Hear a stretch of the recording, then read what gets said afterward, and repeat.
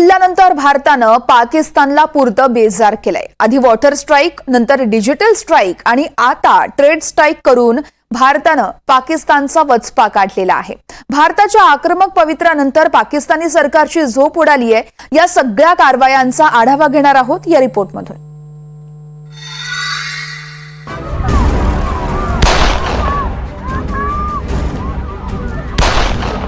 पहलगाम हल्ल्यानंतर भारताच्या लष्करी कारवायांना वेग आलाय। थलसेना, नौसेना आणि वायुसेना कसून युद्ध सराव करते। भारताचा आक्रमक पवित्रा पाहून पाकिस्तानचे धाबे दणाणले। भारत कधीही हल्ला करेल या भीतीनं पाकिस्तानी सैन्यानं देखील युद्ध सराव सुरू केलाय। भारत पाक सीमेवर पाकिस्तानी लष्कराच्या कारवाया वाढलेल्या आहेत। पाकिस्तानी सैन्याकडनं 3 टप्प्यात सराव केला जातो। पाकिस्तानी वायुसेना चीनकडनं मिळालेल्या J-20 आणि अमेरिकेकडनं मिळालेल्या F-16 या लढाऊ विमानांवर सराव करते। याशिवाय भारत पाक नियंत्रण रेषेवर टँक आणि तोफखाना तैनात केलाय। अरबी समुद्रातही पाकिस्तानचं नौदल युद्ध सराव करतंय। यामध्ये मिसाईल आणि गन फायरिंगचा युद्धाभ्यास केला जातो।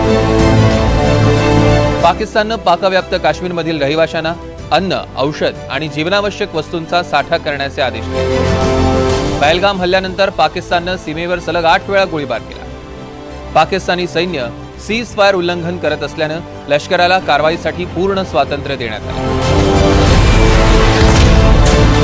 आम्ही सध्या कुपवाडा हा भारत आणि पाकिस्तानच्या सीमेवरती असलेला जम्मू काश्मीरमधला जो महत्त्वाचा जिल्हा आहे तिथे उभा आहोत आणि कुपवाड्याचं दृश्य म्हणजे हा सीमावर्ती भागाचाच एक भाग की जो कायम गेली 3 दशकं भारतामध्ये काश्मीरमध्ये होत असलेल्या दहशतवादी कारवायांनी चर्चेत असतो। म्हणजे कुपवाड्यामध्ये असं झालं, कुपवाड्यामध्ये इथे दहशतवादी हल्ला झाला आणि हे कुपवाडाचं पोलीस मुख्यालय आहे, हेडक्वार्टर कुपवाडा डिस्ट्रिक्ट।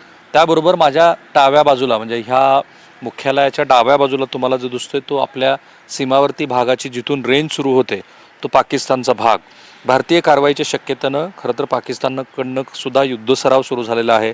लाहोर, इस्लामाबाद हवाई मार्ग बंद करण्यात आला आहे। पुलवामामध्ये अलीकडे जो दहशतवादी हल्ला झाला त्यानंतर भारताकडून प्रतिहल्ला होण्याची शक्यता लक्षात घेऊन पाकिस्ताननं नियंत्रण रेषेजवळ म्हणजे आज या नियंत्रण रेषेच्या सलग 9व्या दिवशी पाकिस्तानकडनं कुरापती काढण्याचं काम सुरू आहे। गोळीबार झाला रात्री, त्याला भारतीय जवानांनी चोख प्रत्युत्तर दिलं। पाकिस्ताननं नियंत्रण रेषेजवळ आणि अरबी समुद्रात मोठ्या प्रमाणात लष्करी सराव सुरू केला आहे। या सरावादरम्यान पाकिस्ताननं लाहोर आणि इस्लामाबाद दरम्यानचे काही हवाई मार्ग तात्पुरते बंद केलेत। पाकिस्तान नौदलानं आपला जो नॅव्हल एरिया आहे त्याचे इशारे जारी केलेले आहेत। हा सराव भारताकडून होऊ शकणाऱ्या कारवाईसाठी आधीच तयारी असल्याचं लष्करी सूत्र सांगतायत। पाकिस्तानचा जो सराव सुरू आहे तो 3 टप्प्यात सुरू आहे। पाकिस्तान एअरफोर्सनं 3 वेगवेगळ्या भागामध्ये सराव सुरू केला आहे। यामध्ये ही जी आत्ता नियंत्रण रेषा तुम्हाला दिसते तिथे एक्सरसाइज हॅमर स्ट्राईक आणि दक्षिण एअर कमांडमध्ये जर्ब ई हैदर आणि उत्तरी एअर कमांडमध्ये फैज ई बद्र आणि सेंट्रल एअर कमांडमध्ये ललकार ई मोमीन असे सराव सुरू केलेले आहेत। या सरावामध्ये अमेरिकेने दिलेलं F-16, J-10 आणि चीननं दिलेलं JF-17 यासारखे फायटर जेट्स सहभागी झालेले आहेत। JF-17 या लढाऊ विमानाबरोबरच चीनकडून मिळालेली आणखीन PL-15 क्षेपणास्त्रे वापरण्यात येत आहेत। भारी तोफखाना आणि इतर संरक्षण सिद्धता ही ह्या लष्करी पलीकडच्या बाजूला जो पाकिस्तानचा भूभाग आहे त्या ठिकाणी त्यांनी संरक्षण सिद्धता करायला सुरुवात केलेली आहे। अर्थात भारताची संरक्षण सिद्धता आम्हाला जरी माहिती असलेली साधारणपणे आपल्याला एक देशवासी म्हणून त्याचा अंदाज आणि कयास जरी असला तरी आपण ते सांगणार नाही आहोत। पण आत्ता माझ्या मागे जे तुम्ही बघताय ती कुपवाड्यातली आपल्या देशाची सीमा जी पाकिस्तानच्या लगत आहे इथून पुढेच ती सुरू होते आणि हा अत्यंत संवेदनशील असलेला दहशतवादाच्या दृष्टीनं भूभाग। पाकिस्तानचं कंबरडं मोडण्यासाठी भारताकडनं दुहेरी वार केला जातोय। आधी भारतानं सिंधू जलकरार रद्द करून पाकिस्तानवर वॉटर स्ट्राईक केला। त्यानंतर पाकिस्तानी YouTube चॅनल्सवर बंदी घालून डिजिटल स्ट्राईक केला आणि आता भारतानं पाक सोबतचा व्यापार बंद करून ट्रेड स्ट्राईक केला। पाकिस्तानातनं भारतात सुकामेवा, फळं, सिमेंट, सेंधव मीठ, काच, खडक आणि औषधी वनस्पतींची आयात केली जाते।